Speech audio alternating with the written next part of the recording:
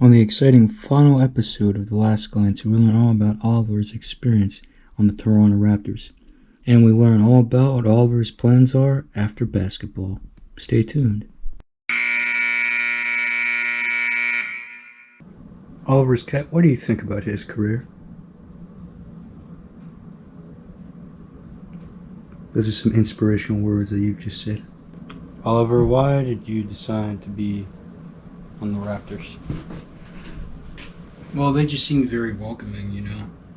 They seemed very welcoming. They seemed like they actually wanted me there. And yeah, so that's ultimately why I joined the Raptors. So you came out of retirement, you joined the Raptors.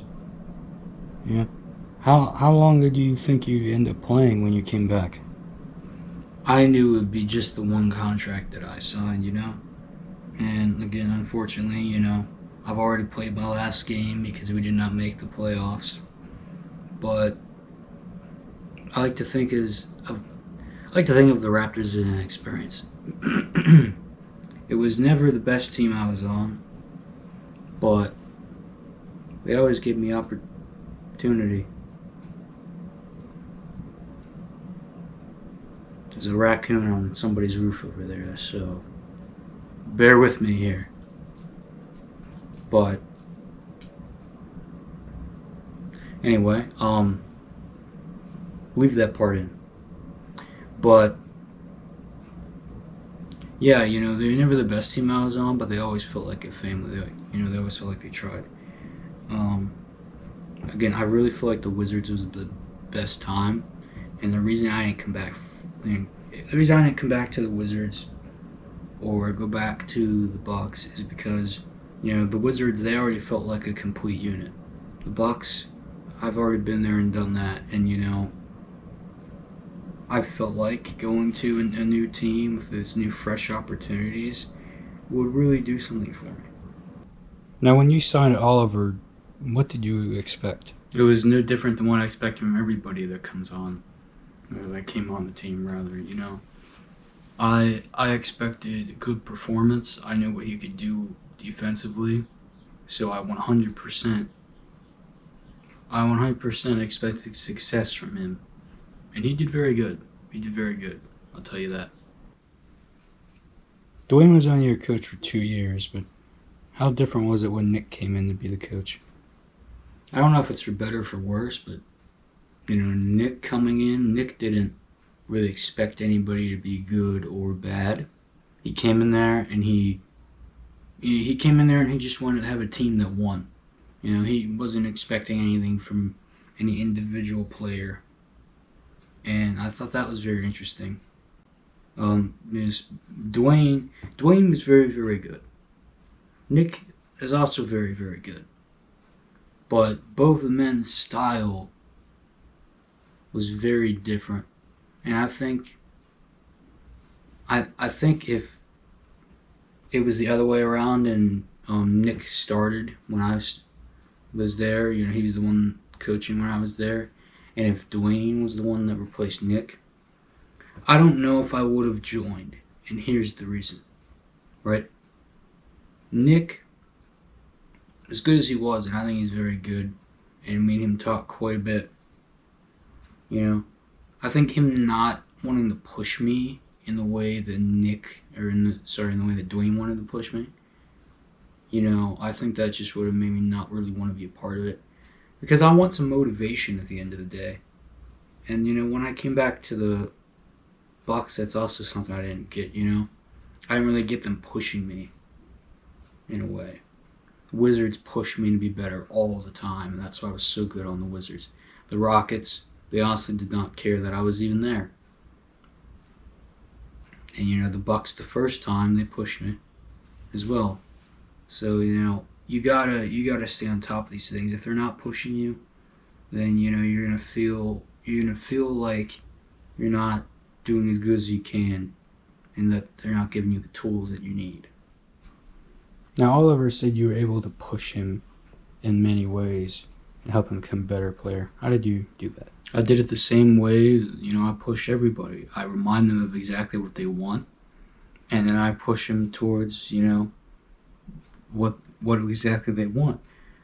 and then we get them there. You know, when I was coaching Oliver, he was great. You know, he was very great. He was always just on top of, you know, what's going on. Defensively, he was amazing. You know, I can't tell you how many times he was able to block a pass or a shot, or this man got a rebound when I was there. I mean, it was magic. Oliver was always a great guy on and off the court. So, you know, to even coach him the amount of time I did, it was great. I got to see what it is, you know, to have this player that's been talked about so much, and, you know, to be able to coach this guy. You know, a lot of guys wish they could have coached like Michael Jordan, LeBron James, Kobe Bryant, Magic Johnson. No, you know, I got to coach Oliver Worthless, all right? And yes, that is his actual last name. Nobody's made that up. But coaching him, it was huge. And I'm glad I got to be able to do it. Now, you got fouled a lot in your first season on the Raptors. Do you have any clue why that is? How do you expect me to know why I was fouled so much? I have no clue. All I know is I made a lot of free throws, and that's something that, you know, you just don't expect. I thought I was never really good at free throws, and then suddenly I'm on the Raptors. I'm like, what? I can't believe my eyes. How am I doing this? How am I doing this? Free throws. I'm like, what am I going to do next? Get some three-pointers? The answer was no. Again, I've only ever had the one three-pointer in my career. But, I mean, wow, you know, to finally get all those free throws, I'm just like, you know, just so interesting, to say the least. With very good teammates like Kyle Lowry and OG, you know, are you surprised that you did not make the playoffs this year? There's a lot of good teams this year. I mean, the Lakers just got eliminated round one of the playoffs. So, you know, you got to be thinking about this, and you're like, wow, yeah, there's a lot of good teams this year. There's a lot of very, very, very good teams this year. So to not even be in the playoffs, I guess it kind of makes sense. I mean, honestly, I think the Suns are going all the way, you know? You and Kyle Lowry have a lot of mutual respect for each other. Is there any reason why? He knows the up and downs like I do. You know, he knows the struggles to play in the NBA. He knows this, he knows that. So it's really refreshing that, you know, have somebody that's gone through like all the stuff that I've gone through.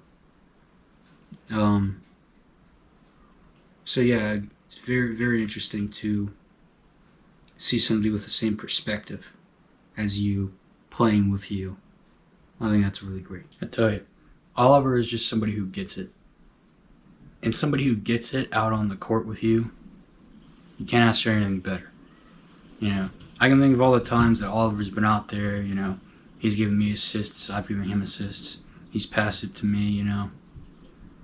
He rebounds a missed shot of mine, I'm more often rebounding a missed shot of his, you know, I mean, perfect balance. What do you think he'll do after this season, since it's his last season in the NBA?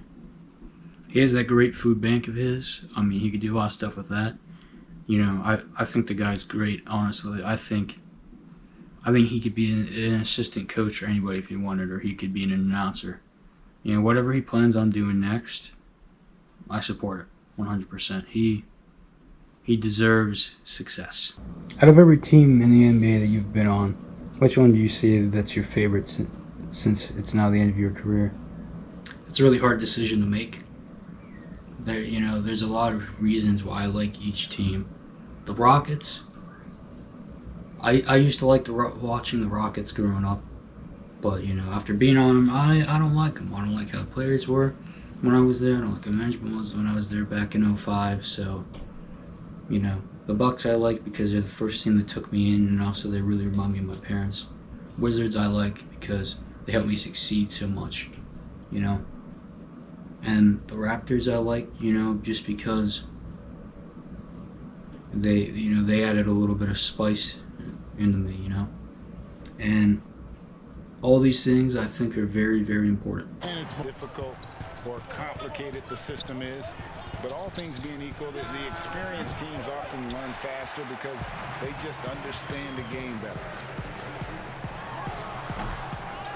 With the second effort, and the layup is up and in.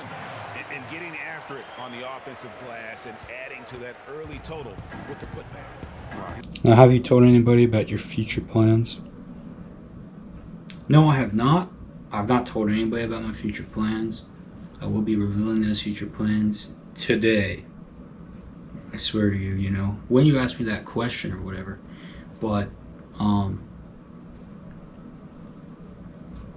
I've offered people, you know, positions in my, you know, I've offered several basketball players to take over my food bank, you know, for when I retire and whatnot. Because I just felt like, well, it's such an interesting experience. And, you know, and the food banks help so many more people. I actually do plan on opening a 4th location somewhere in Florida, so that'll be very interesting. But I'm not too sure where yet. So he did offer me the chance to take over for the 4th position, or the 4th location. He said it would be somewhere in Florida. I mean, I'm thinking about it still. You know, it's a very great opportunity because, you know, to help people out, and I've been making donations to his food banks since they've really been around. So, you know, to oversee one entirely, that's big.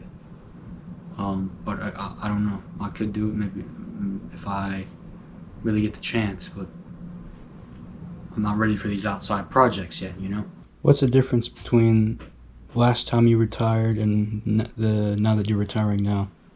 This time it's for good. This time I'm actually going to be retiring for good. You know, now that I got all this other stuff I'll be working on, you know, I don't need to focus on the NBA anymore. I don't really need the NBA anymore. I played there for a very good amount of time. I was paid way too much for being as bad as I am. And I made 74 buckets in my career. That's not good. You know, some people, you know, make double. Most people make double than that a season. So, you know, this is it. It's for good this time. How's your brother feel about your NBA career? You know, we haven't heard you talk about him much, and we're actually about to ask him a question. Well, he feels pretty good, and he's pretty supportive of it. He went to a lot of my college games. He only went to one of my professional games, and that was my last game with the Bucks the first time. But yeah, you know, he's my younger brother. He's 4 years younger than me. But it's just such a relief to have him in my life, especially since our parents died, and, you know, we both took that pretty hard back in the day. And it's pretty good to hear that you guys are going to have him on. So, can't wait to eventually watch this back and see what he says. How do you feel that you're since your brother's finally retiring from the NBA? I'm very surprised it didn't already, you know? You know, he had so much on his plate.